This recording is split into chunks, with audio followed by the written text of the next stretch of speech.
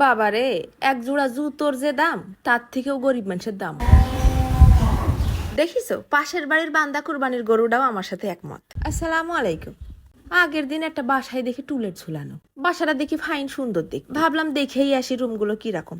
তা গুটি গুটি পায় আমিও আবার যাই ঢুকলাম। 5 তলায় একটা ফ্ল্যাট খালি হয়েছে। তা বাড়ি ঢুকতেই একটা কি একটা দাঁড়ায় রয়েছে। তা আমারে আবার কইলো, মাগো সিঁড়ি দিয়ে জুতো নিয়ে উঠা যাবে না, তুমি সিঁড়ির গোড়ায় জুতো দুটো রেখে ওঠো। তা বাড়িটা চারি কোনায় কোনায় আবার সিসি ক্যামেরা লাগানো, এই জন্য আমার আর তো মনে খটকা লাগেনি। স্যান্ডেল দুটো রেখেই উপরে উঠেছি। বাসাটা দেখে 10 মিনিটের মধ্যে আবার নিচের নামে আসলাম। ও মা, নাইমে এসেই দেখে আমার জুতো গায়ে। কত বড় বেকুব মার্কা কাণ্ড কদিনই।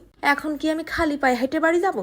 চাচাও থতো মতো খেয়ে গেছে, কচ্ছে কি কাণ্ড হলো এটা, কেবল মাত্র জুতো দুটো রেখে উপরে উঠলে। তা আমি দাঁড়ায় রয়েছি, উনি আবার চারিকোনায় খুঁজে বেড়াচ্ছে। তা আমি কছি, চাচা সিসি ক্যামেরা কি ঠিক আছে? আপনি যায় না হয় বাড়িওয়ালার ঘরের একটু দেখে আসেন। উনি কচ্ছে, তা তো যাবো রে বাপু, তা একটু খুঁজে দেখি 2 মিনিট। তখন আবার সিঁড়ি দিয়ে উপরের একটা বাচ্চা মেয়ে নামে আসতেছে, এই বয়স 12-13 হবে।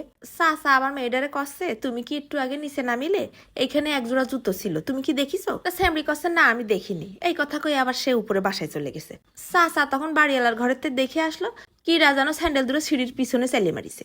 ভালো কথা, উনি তখন আইসে স্যান্ডেল দুটো আমার খুঁজে দিচ্ছে। এই সময় উপরের ওই স্যামরির মা গলাবাজি করতে করতে নেমে আসে। কি বলবো বুড়ে, শুধু টাকা থাকলে যে মানুষ হওয়া যায় না, ওই মহিলার আচরণ দেখে আমি বুঝলাম। বলতি নেই, আমার কাছে মনে হলো জানো, উনি ঠিক কুকুরের মতন ঘেউ ঘেউ করতে করতে নিচে নেমে আসে। বয়স্ক একটা লোক তারে যেই হারে ধমক দিয়ে দিয়ে কথা বললো, কচ্ছে আপনার কত বড় সাহস, আমার মেয়ের আপনি চোর কন? ছোট বাচ্চা, সে জুতো নিয়ে কি করবে? সে কি জুতো চুরি করেছে? বাচ্চা মানুষ এরকম কথা শুনলে তার মনে প্রভাব পড়বে না?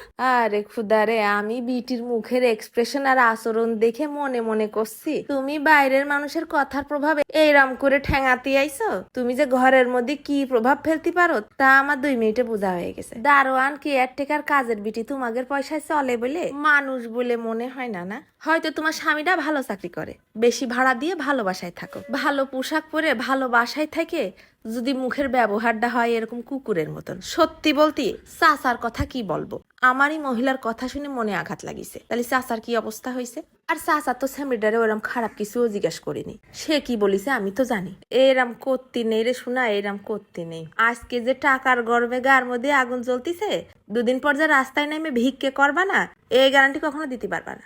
বাবা, আমার দরকার নেই ওইরম ভালোবাসা যার প্রতিবেশী হবে এইরম কুকুরের মতন। আমি তো বাইরের মানুষ, চাচা তো তোদের ঘরের লোক, ঈদ পরম আসলি তারে বোনাস দিস। তা একটা বাইরের মানুষের সামনে কি করে এরকম বয়স্ক একটা লোকের ধমকায় কথা বলি? ছোট লোক কনেকের, তোমরা যেন খবরদার শোনা এরকম কারোর সাথে খারাপ ব্যবহার করো না, বুঝাই বইলো। মেলা মিজাজ গরম লাগিছে আমার, কিন্তু ওখানে আমি বাইরের মানুষ বলে কিছু বলতে পারিনি, তাই তোমাদের সাথে বললাম। আজকে চলে যাচ্ছি, ধন্যবাদ।